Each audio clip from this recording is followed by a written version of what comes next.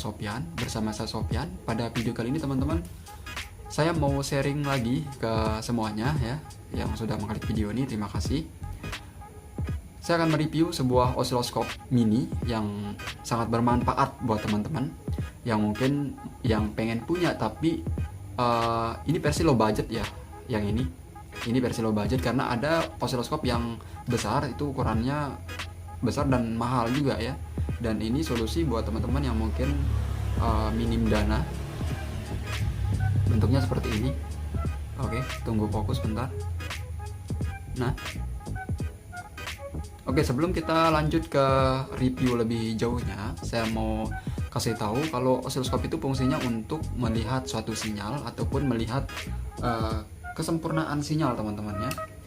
Oke, sebelum kita akan review, saya akan coba nyalakan dulu menggunakan suplai 9 volt. Di sini rekomendasi 9 volt, tertulis di sini 9 volt teman-teman ya. Di bagian sininya, di sini kelihatan ya. Di sini 9 volt.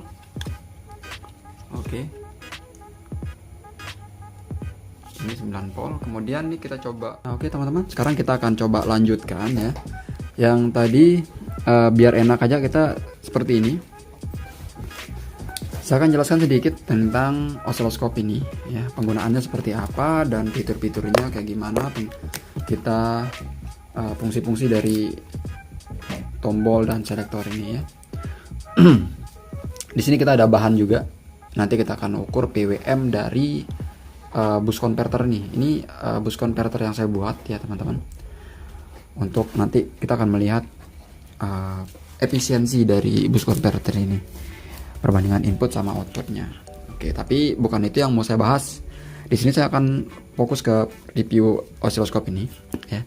Teman-teman bisa lihat di sini ada beberapa parameter yang ditampilkan. Di sini juga ada tegangan maksimal, Pmin, P apparent, P puncak, PRMS ya. Kemudian di sini ada frekuensi, duty cycle dan dua parameter lainnya ya. Oke, sekarang kita akan coba lakukan kalibrasi sebelum kita mulai melakukan pengukuran atau melihat sinyal. Kita akan kalibrasi dulu supaya tidak ada persen error yang terjadi pada sinyal yang kita ukur.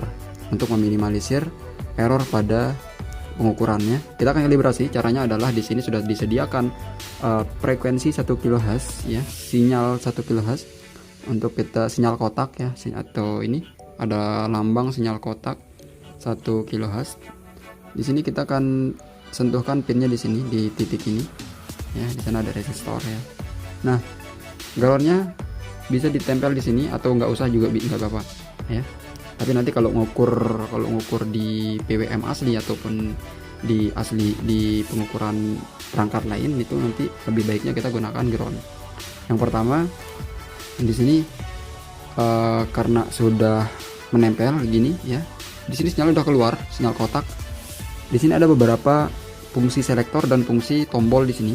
Yang pertama ada CPL. CPL ini kita posisikan dia di AC ya, di AC. Oke, kalau dia tidak ada, posisikan di DC. Nggak apa-apa ya, walaupun salah kebalik itu nggak apa-apa.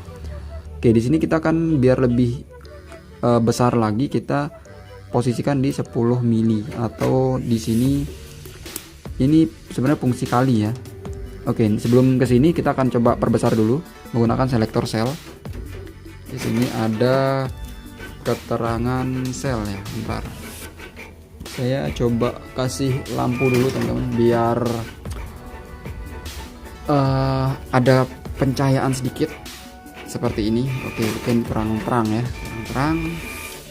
Oke, tidak apa-apa. Oke, nggak apa-apa teman-teman. Nah, di sini ada fungsi sel ya. Jadi sel ini kita gunakan untuk selektor sebenarnya ya. Singkatan dari selektor. Kita select, dia akan coba lihat di sini posisinya hijau ya. Hijaunya akan pindah-pindah nih di sini untuk memilih parameter yang mau kita rubah. Oke. Yang pertama, di sini ada 10 mikrosecond atau waktu apa istilahnya ya? Time per dip-nya ya. Oke, di sini kita akan coba rubah. Nah, makin jelas ya. Oke, makin jelas. Nah, untuk supaya dia terlihat lebih kecil lagi, Di sini ada fungsi pengali teman-teman. Kita gunakan, nah seperti ini aja ya. Di sini ada fungsi pengali karena di sana 3,3 volt tinggi dari height-nya ini ya, 3,3 volt. Di sini kita pakai coba yang 1x1 ya. Nah, maksudnya adalah yang sen 1 sama sen 2 ini. Di sini kan kali 5 ya. 1 dikali 5 berarti satu kotak ini maksudnya adalah 5 volt ya. Dari titik 0 ke satu kotak ini nilainya 5 volt.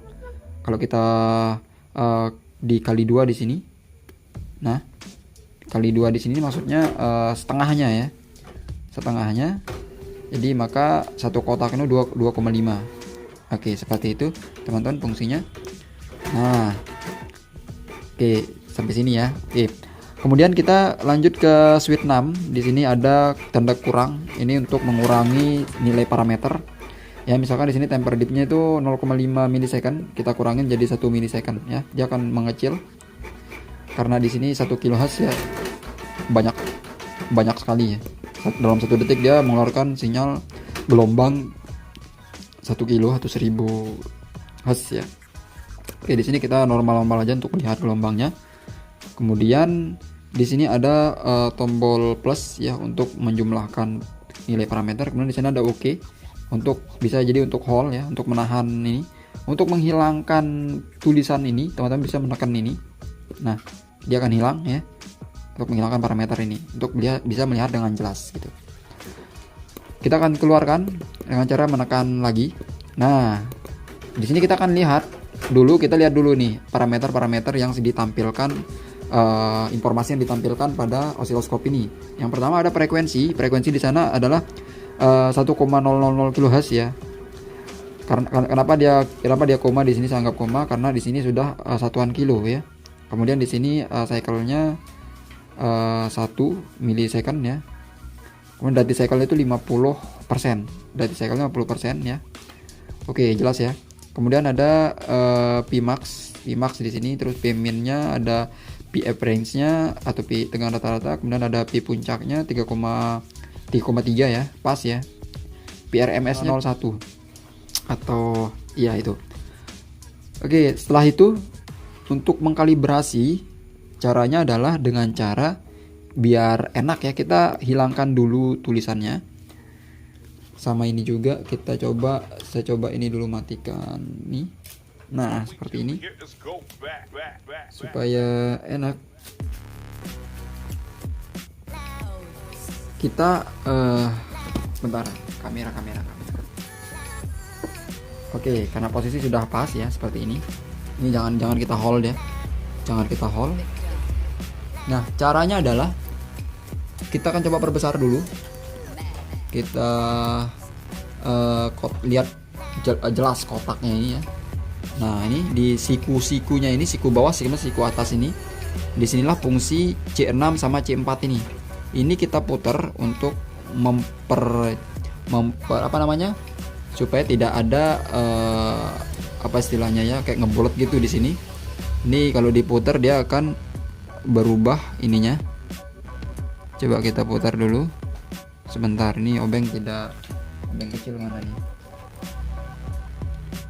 Nah, ini teman-teman ya, kalau kita putar gini dan ditekukan di sini tuh dia tidak benar-benar nyiku ya.